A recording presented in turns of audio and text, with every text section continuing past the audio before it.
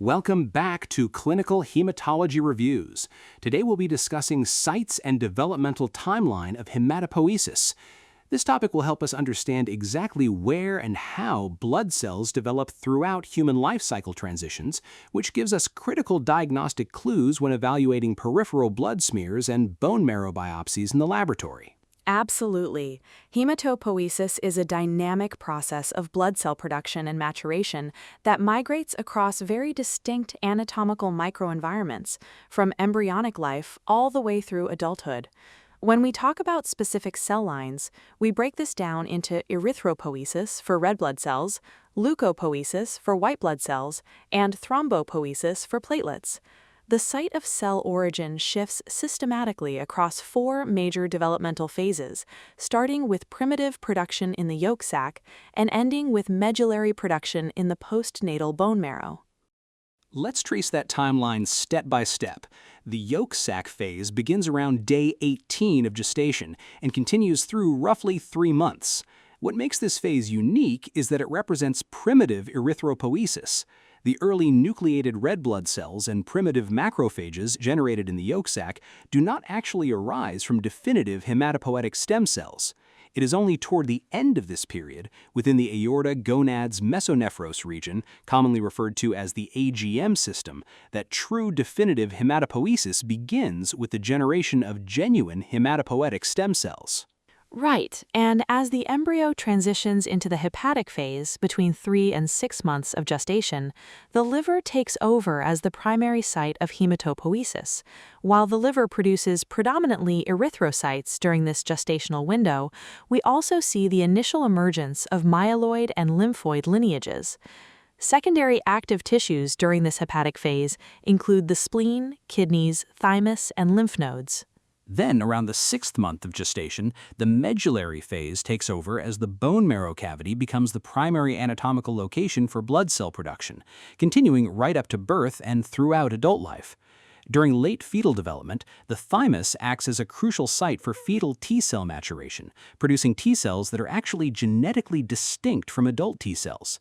Meanwhile, early B-cell differentiation takes place across the bone marrow, spleen, and lymph nodes. Postnatally, the bone marrow serves as the sole primary organ for generating all mature blood cell lineages.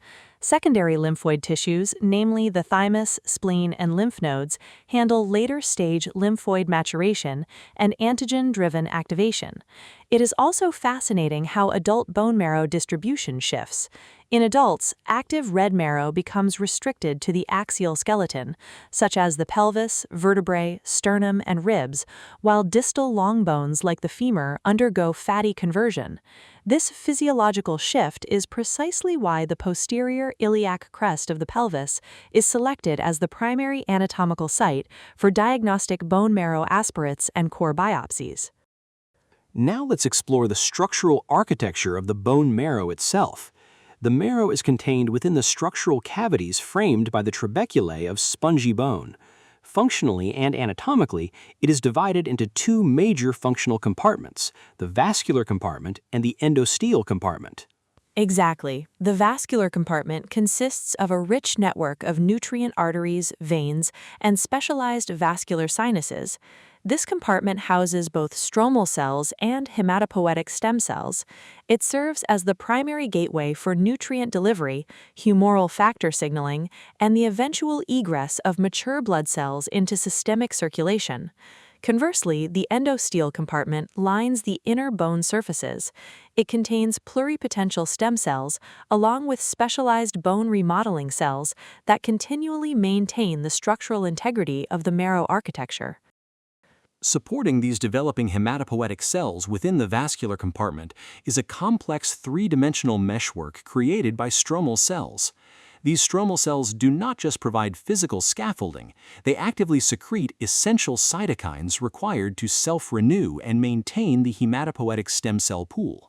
The cellular composition of this stromal microenvironment includes several key cell types. We have stromal macrophages, which originate from circulating monocytes and perform vital functions, including cytokine secretion and phagocytosis of cellular debris and extruded erythroid nuclei. fibroblastic reticular cells synthesize the intricate reticular fiber matrix that forms the supporting framework. Adipocytes, or fat cells, act as dynamic space-occupying units that adjust their volume to regulate available hematopoietic space within the marrow cavity. We also find osteoblasts and osteoclasts within this microenvironment. On a bone marrow aspirate or core biopsy differential, osteoblast cells have abundant basophilic cytoplasm, an eccentric nucleus, and a prominent clear perinuclear halo representing the Golgi apparatus. These cells are responsible for bone forming. Osteoclasts, on the other hand, are large, multinucleated giant cells responsible for bone resorption and ongoing structural remodeling. Within this structural microenvironment, developing hemopoietic cells do not just arrange themselves randomly. Instead, they organize into distinct localized microenvironmental units known as niches. Let's look at how erythroid, myeloid, lymphoid, and megakaryocytic cells position themselves based on their specific developmental needs. The erythroid niche comprises roughly 25 to 30% of normal marrow cellularity. Developing nucleated red blood cells cluster near vascular venous sinuses in structures called erythroblastic islands. At the center of each island resides a central macrophage surrounded by developing erythroblasts. This central macrophage provides regulatory cytokines and directly ingests extruded nuclei once mature erythrocytes are ready for release. In contrast, the myeloid niche is situated further away from the venous sinuses. Myeloid precursors, including granulocytes and monocytes, develop in distinct nests located close to bone trabeculae and arterioles. Meanwhile, early lymphoid progenitors reside in specialized aggregates near arterioles. From here, some progenitors migrate directly to the thymus to differentiate into mature T cells, while others remain in the marrow cavity to mature into B cells.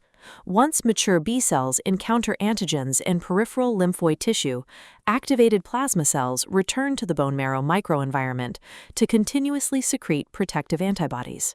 Finally, we have the megakaryocytic niche. Megakaryocytes are extremely large polyploid cells situated directly adjacent to the endothelial lining of vascular sinuses.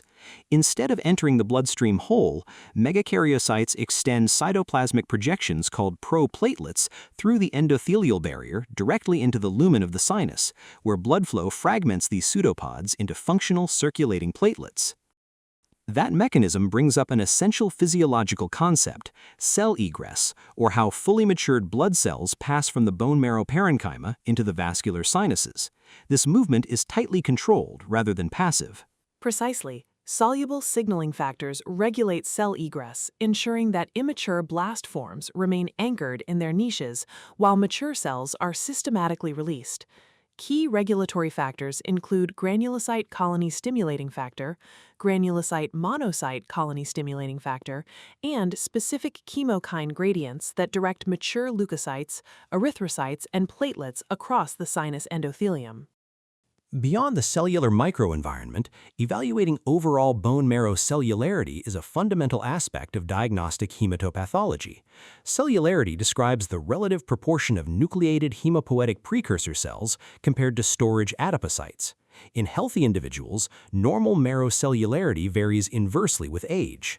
Right, and we use a basic formula to estimate expected cellularity.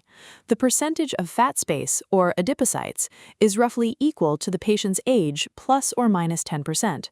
Consequently, the percentage of nucleated hemopoietic cells equals 100 minus the quantity of age plus or minus 10%.